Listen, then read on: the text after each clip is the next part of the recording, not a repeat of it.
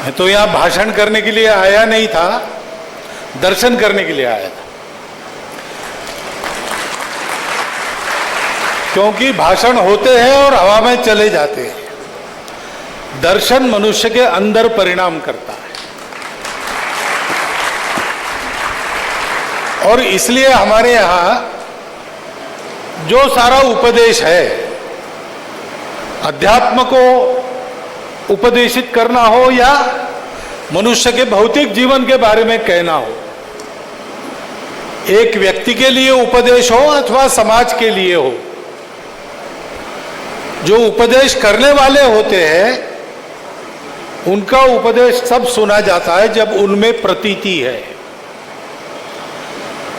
ऐसे प्रतीति वाले महापुरुषों के पास जब जाते हैं तो बताने के लिए नहीं जाते, जानने के लिए जाते हैं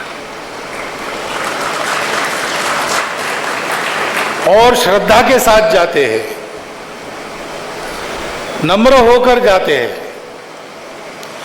उनको प्रश्न करते हैं, उनकी सेवा करते हैं, उनके सामने भाषण नहीं करते, उनको नहीं बताते। लेकिन उन्हीं ने कहा है बोलो, इसलिए बोल रहा हूं। उनकी आज्ञा का मैं पालन मात्र कर रहा हूं। यहां मेरा बोलना बेकार है, क्योंकि बोलने के पीछे जो प्रतीति चाहिए वो मेरे पास नहीं है, महाराज जी के पास है। उन्हीं का बोलना आपको स्वीकार करना चाहिए, लेकिन उन्हीं की आज्ञा से मैं बोल रहा हूं। आज्ञा उनकी है तो विचार भी उनके होंगे, शब्द भी उनके होंगे। सारी बातें जो उन्होंने कही, मेरे लिए करने की कही, यद्यपि वो मेरे लिए करने की नहीं है, सरकार के करने की है।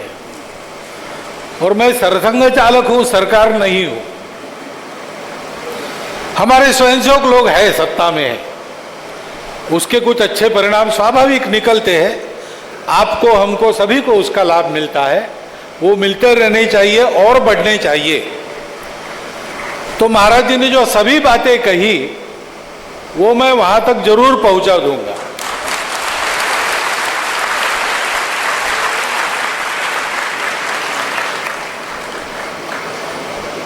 उन बातों का विचार से, उच्चार से और व्यवहार से हम सब संघ के स्वयंसेवक हमेशा समर्थन करते आ रहे हैं और करते रहेंगे। लेकिन परिवर्तन कब होता है? परिवर्तन तब होता है जब सब लोग आचरण करते हैं, सब लोग उसके लिए त्याग करने के लिए सिद्ध रहते हैं। जो जीवन का श्रेय प्राप्त होता है वो कैसे प्राप्त होता है? तो आपकी कितनी बड़ी संख्या है इस पर निर्भर नहीं करता, आप कितना काम करते उस पर निर्भर नहीं करता, आपका ज्ञान कितना है इस पर निर्भर नहीं करता। त्यागेन एकेन अमृतत्वम आनुषु, एक त्याग करने से ही श्रेष्ठ तत्व प्राप्त होता है। ये श्रेष्ठ तत्व महाराज जी को प्राप्त हुआ है, लेकिन क्योंकि उनका सर्वस्व त्याग हमको पता है, उसका अनुसरण हमको करना चाहिए। ये बात हो गई श्रेय प्राप्त करने की, श्रेय नहीं, प्रेय प्राप्त करने की, जो अच्छा है, जो सत्य है। ऐसे ही समाज के हित के लिए भी काम करना पड़ता है। तो कैसे होता है? सरकार से नहीं होता है, नेताओं से नहीं होता है, भाषणों से तो होता ही नहीं है। तो जो आचरण करते हैं वो होता है। हम सबको आचरण करना प्रारंभ कर देना चाहिए। महाराज जी ने कहा इंडिया नहीं, भारत होना चाहिए। हम सब लोग इंडिया शब्द का उपयोग करना छोड़ दें और भारत शब्द का उपयोग करना प्रारंभ करें। कभी कभी अंग्रेजी जानने वालों के सामने हमको बोलना पड़ता है, तो भाषा के प्रवाह में ही इंडिया आ जाता है, क्योंकि उनको समझना चाहिए, कोई जरूरत नहीं है। जो विशेष नाम होते हैं उसका भाषांतर नहीं किया जाता, दुनिया में कहीं नहीं करते। गोपाल नाम है तो अंग्रेजी आदमी को बताते समय काऊ हर्डर ऐसा नहीं कहते, गोपाल ये विशेष नाम है, वो गोपाल ही होगा, दुनिया में कहीं भी जाओ। उस भाषा में गोपाल को क्या कहते वो नहीं माना जाता है। ऐसे हमारा भारत देश है, सदियों से उसका नाम है, जो असतो मा सद्गमय, तमसो मा ज्योतिर्गमय, मृत्योर्मा अमृतम गमय की यात्रा करता है, तेज की तरफ जाता है, प्रकाश में रत रहता है, ज्ञान में रत रहता है, वो हमारा देश है। उसका नाम भारत है, तो दुनिया में कहीं भी जाएगा तो वो भारत ही रहना चाहिए। तो हम बोलने में लिखने में सर्वत्र भारत कहे, किसी को समझने में नहीं आया चिंता न करे, उसको जरूरत है तो वो समझ लेगा। हमको जरूरत नहीं है सबको समझाने की, हम अपने आप में समर्थ है, स्वतंत्र है। आज दुनिया को हमारी जरूरत है, बिना दुनिया हम चल सकते हैं, दुनिया हमारे बिना नहीं चल सकती।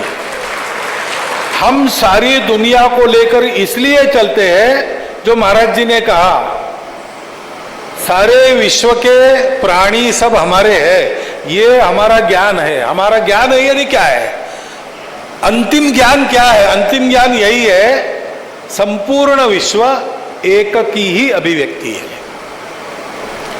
वो एक, उसको क्या कहना, वो जड़ है कि चेतन है, वो अपने जीवन में कुछ काम करता है हमारे लिए या नहीं, वो निष्क्रिय रहता है, ये दार्शनिक मतभेद है। लेकिन सारे भारतीय पंथ संप्रदायों का एक मत है, एक की उत्पत्ति से अनेक हुआ है, एक की अभिव्यक्ति से अनेक हुआ है। और इसलिए हम बिना किसी के चल सकते हैं, लेकिन हम किसी को साथ लिए बिना नहीं चलते, क्योंकि हमको मालूम है वो भी हमारा ही है। ये हमारा ज्ञान है। आज दुनिया को ये देने की जरूरत है। यहाँ पूर्वोत्तर में इतने सारे काम हुए, मेरे करने से नहीं हुए। ऐसे अनेक कार्यकर्ता यहाँ 50 साल से काम कर रहे हैं, सब क्षेत्रों में काम कर रहे हैं। लेकिन मुख्य काम उन्होंने क्या किया? अपना अपना कार्यक्रम किया। कोई विद्यार्थियों में काम करता है, कोई किसानों में काम करता है, कोई संघ की शाखा लगाता है, कुछ लोग सत्ता में भी आजकल गए हैं। वो अपना अपना कार्यक्रम करते हैं, लेकिन बेसिक काम क्या है उनका, वही उनको करना है, वही वो कर रहे हैं। वो सबको जोड़ते हैं, जो टूटना चाहते हैं उनको भी जोड़ने का प्रयास करते हैं।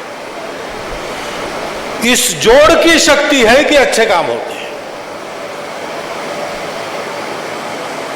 अभी देश में, देश के केंद्र स्थान में, सरकार में हमारे स्वयंसेवक है, प्रधानमंत्री जी भी है, गृह मंत्री जी भी है। तो योग को सबने कैसे मान लिया? योग का प्रचार हो गया, पहले से था, जानकार लोग जानते थे योग के बारे में। सार्वजनिक प्रचार रामदेव बाबा जैसे लोगों ने कर लिया, हमारे संत महात्माओं ने कर लिया, उनके भी मकसद देश विदेश में है, वो भी जानते हैं।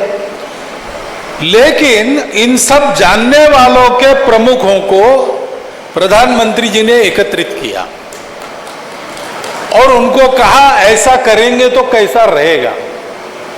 सबने हाँ कहने के बाद उन्होंने किया, सबका जोड़ हुआ, योग प्रतिष्ठित हुआ।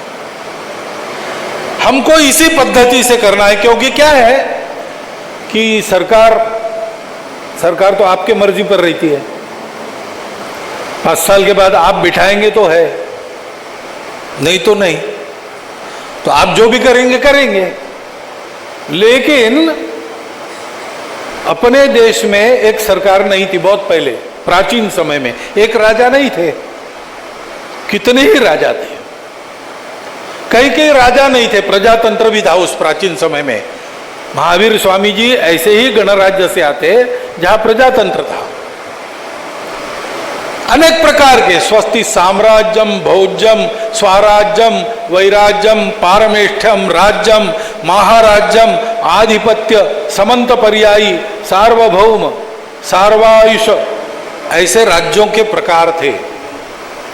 लेकिन तब भी भारत था, भारत एक था। महावीर स्वामी का जन्म हुआ पावापुरी में। आज तीर्थस्थान कहाँ कहाँ मिलते हैं? केवल बिहार में नहीं मिलते, पूरे भारत में मिलते हैं। भारत के बाहर संचार हुआ है, लेकिन तीर्थस्थान भारत की सीमा के अंदर संपूर्ण भारत में सबके मिलते हैं। क्यों? क्योंकि राजा आए गए, पंथ संप्रदाय आए रहे। हमारे यहाँ पंथ संप्रदाय जाते नहीं, रहते। जितनी प्रकृतियां उतने रास्ते, उसको मान्यता है। ये सब नए नए आते गए, लेकिन भारत पहले से चल रहा है, चलते रहेगा। तो भारत के जन अगर ठीक है, वो भारत को समझते हैं, वो भारत के बनकर रहते हैं, वो भारत की परंपरा के अनुकूल अपना जीवन बनाते हैं, तो उनके संस्कार बिगाड़ने की ताकत किस में है? शिक्षा पद्धति में है क्या? शिक्षा पद्धति की ताकत नहीं कि आपने अपने पुत्र या कन्या को जैसे बनाया उससे उसको बदल दे। देखिए, हमारे संस्कृति के अभिमानी लोग पिछले 200 साल में कितने ही हुए, सभी पंथ संप्रदायों में साक्षात्कारी पुरुष हुए। भारतीय समाज जीवन में समाज का परिष्कार करने वाले सैकड़ों लोग हो गए, जिनका चरित्र हम आज भी स्मरण करते हैं। देश के लिए बलिदान करने वाले क्रांतिकारक हो गए। देश का राजनीतिक नेतृत्व करने वाले गांधी जी जैसे लोग हो गए, जिनके बारे में आइंस्टाइन ने कहा कि कल की पीढ़ियों को अगर बताया जाएगा कि एक गांधी जी जैसा एक आदमी भारत में हो गया, तो उनका विश्वास नहीं बैठेगा। ऐसा भी मनुष्य हो सकता है? इतना त्याग, इतनी प्रामाणिकता, ऐसे हुए। शिक्षा पद्धति कौन सी थी? ब्रिटिशों ने लागू की हुई, हमको बिगाड़ने के लिए लागू की हुई, हमारे प्रकृति के विरोधी शिक्षा पद्धति थी। उनमें से वो निकले और वो बिल्कुल पूरे भारतीय बनकर इस देश के पारतंत्र को उन्होंने खदेड़ दिया, स्वतंत्रता को खींच के लाया। ये कैसे हुआ? ये इसलिए हुआ कि शिक्षा पद्धति तो चल रही थी, लेकिन घर के संस्कार, शिक्षा के नहीं लेकिन शिक्षकों के संस्कार, माता पिता के संस्कार और समाज के वातावरण के संस्कार। आज शिक्षा भी एक है, उसमें शिक्षा का बिल्कुल परिणाम नहीं, ऐसा नहीं है।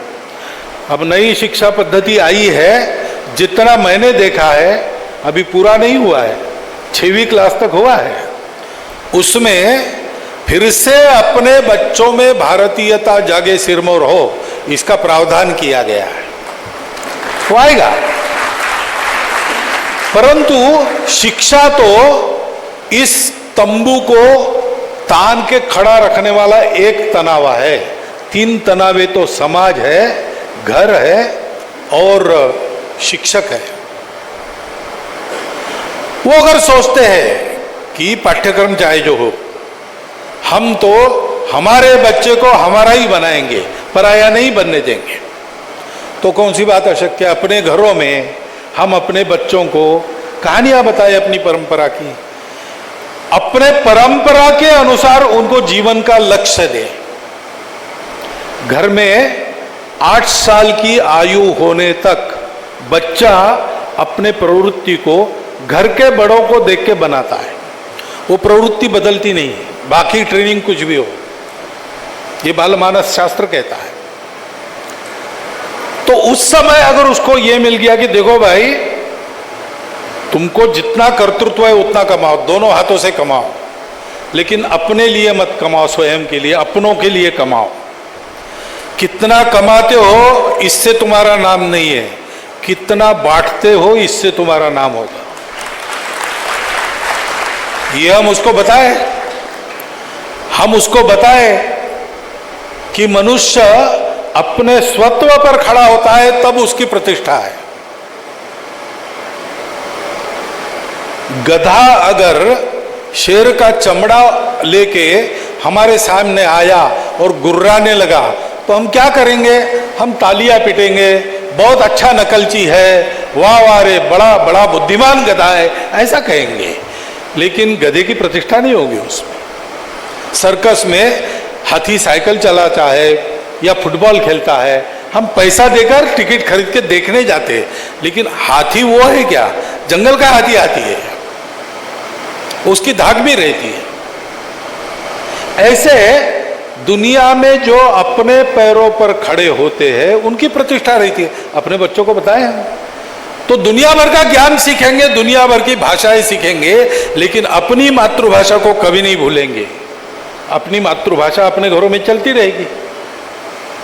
आज तो अपने घरों में भी बच्चों को हिंदी में गिनती करना, असमिया में गिनती करना नहीं आता है। आजकल हमको शाखा में समस्या हो रही, गिनती करने के खेल होते हैं, उसमें बच्चे आते तो हमको पहले उनको गिनती सिखानी पड़ती है, बाद में हम खेल लेते। ये हमारे करने की बातें हैं। महाराज जी की सारी बातें मैं पहुंचाने वाला हूं, क्योंकि वहां जो लोग बैठे हैं वो आध्यात्मिक महापुरुषों की महत्ता को जानने वाले लोग हैं। वो उसका विचार जरूर करेंगे, अपनी ताकत के अनुसार जितना कर सकते करेंगे, परंतु वो परमानेंट तब होगा जब हम लोग उसका आचरण करेंगे। तो मैं आपको अभिवचन देता हूं, मैं ये बातें पहुंचाऊंगा, लेकिन मैं आपको एक अनुरोध भी करता हूं। आज आप संकल्प लीजिए। चौमासे में महाराज जी आए, उन्होंने अनेक बातें बताई होंगी, अनेक बातें आगे भी बताएंगे। वो एक त्यागी महापुरुष का उपदेश है, उनको लेना देना कुछ नहीं है, उनको इस दुनिया में कुछ पाना नहीं है। जो पाना था उन्होंने पा लिया, जो पाने से सब मिलता है। अब वो ये सब क्यों करते हैं? आप लोग भी आगे चलकर इसको पाएं। तो उनके शब्दों की अनदेखी मत करना, उस पर स्वयं को, स्वयं के परिवार को, समाज में जितना अपना प्रभाव है उस सामाजिक क्षेत्र को और हमारे व्यावसायिक जीवन में उसका आचरण करने का संकल्प हम करें तो आपकी ये इच्छा है और आपकी बाकी सभी इच्छाएं जो मंगल हवई क्या पढ़मम हवई मंगलम, ये पंक्ति पहले पंचनमोकार करते हैं, नमन करते हैं, है ना, अर्यंत को नमन करते हैं, सिद्धों को नमन करते हैं, आर्यों को नमन करते हैं, उपाध्यायों को नमन करते हैं, दुनिया के जो प्रतिष्ठित साहू लोग हैं उनको नमस्कृत करते हैं। ठीक है, ये नमन करना क्या होता है? केवल हाथ जोड़ना नहीं होता, केवल हाथ जोड़ना नहीं होता। जिनको नमन करते हैं उनके जैसे बनने का प्रयास करना। उनके जैसा इस जीवन में बनेंगे ऐसा नहीं, लेकिन उनके जैसा 10 कदम भी आगे गए हम तो हमारे आज के जीवन में कितनी बड़ी प्रगति होगी ये आपको पता है। उस प्रगति पथ पर चलना आप प्रारंभ करें, इतना एक अनुरोध मैं करता हूं नम्रता पूर्वक। और कुछ कहने सुनने में उल्टा सीधा हो गया तो आचार्य के प्रति क्षमा याचना करता हूं। क्षमा दिन का प्रारंभ मैंने आज कर दिया आचार्य जी, आपसे ही पहला क्षमादान मांगता हूं और मेरे 4 शब्द समाप्त करता हूं। बहुत सुंदर।